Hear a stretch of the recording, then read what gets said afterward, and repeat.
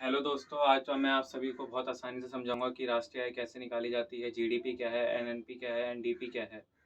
GDP का मतलब एक देश के अंदर उत्पादित सभी वस्तु और सेवा का अंतिम मूल्य। मतलब जैसे कि आप समझ सकते हैं ये भारत देश है, इसके अंदर जितना भी उत्पादन होगा मतलब कोई भी सामान बनेगा या सेवा सर्विस बनेगी, उसको जो भी बाज़ार मूल्य में बेचा जाएगा वो उस देश की जीडीपी है टोटल करने पे। और इस हिसाब से एनडीपी एनडीपी का मतलब जीडीपी में जितना भी उत्पादन हुआ उसमें मशीनें खराब भी हो जाती हैं या घिसावट होती है उसकी, तो उसका एक अनुमान लगा लिया जाता है, तो उसमें से उसको मूल्यह्रास बोला जाता है। तो जीडीपी में से माइनस कर देते हैं मूल्यह्रास या डेप्रिसिएशन, तो वही होता है आपका एनडीपी। इसके बाद आता है आपका जीएनपी यानी ग्रॉस नेशनल प्रोडक्ट। इसमें आपकी राष्ट्रीय आय निकाली जाती है, अपने राष्ट्र में जितना भी उत्पादन हुआ है वो निकाला जाता है।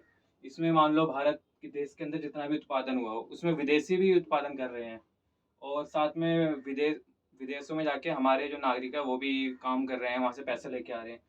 तो जो हमारे देश के अंदर विदेशी उत्पादन कर रहे हैं, मशीनें लगाई हुई हैं, पैसा कमा के बाहर लेके जा रहे हैं, उसको हम माइनस कर देते हैं जीडीपी में से। और ये जो विदेशों से हमारी आय हो रही है, हमारे नागरिक भेज रहे हैं पैसे या वहाँ पे कोई भी फैक्ट्री वगैरह खुली है, वहाँ से पैसे आ रहे हैं, तो उसको हम प्लस कर देते हैं। ये होता है हमारा जीएनपी। इसके बाद आपका एनएनपी आता है, नेट नेशनल प्रोडक्ट। इसमें जीएनपी में से हम मूल्यह्रास हटा देते हैं, मतलब जितनी भी घिसावट हुई है जीएनपी में से मूल्यह्रास घटाने पे आपका एनएनपी हो जाता है, या मार्केट प्राइस पे भी निकलता है। इसके बाद एनएनपी फैक्टर कॉस्ट आता है, ये कैसे निकाला जाता है। एनएनपी मार्केट प्राइस जो ये निकला था, इसमें इनडायरेक्ट कर जो सरकार लगाती है, कोई भी सामान बनता है मान लो 100 रुपये का बिकता है, उस 100 रुपये पे 10 रुपये मान लो टैक्स लगा दियो तो वो 110 रुपये का हो जाता है।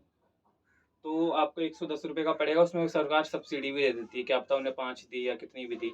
तो उसके बाद मतलब एनएनपी मार्केट प्राइस में माइनस कर देते हैं इनडायरेक्ट टैक्स और सब्सिडी प्लस कर देते हैं, तो आपका निकल जाता है ये जीएनपी फैक्टर प्राइस। यानी ये फैक्ट्री लागत पे मिलता है।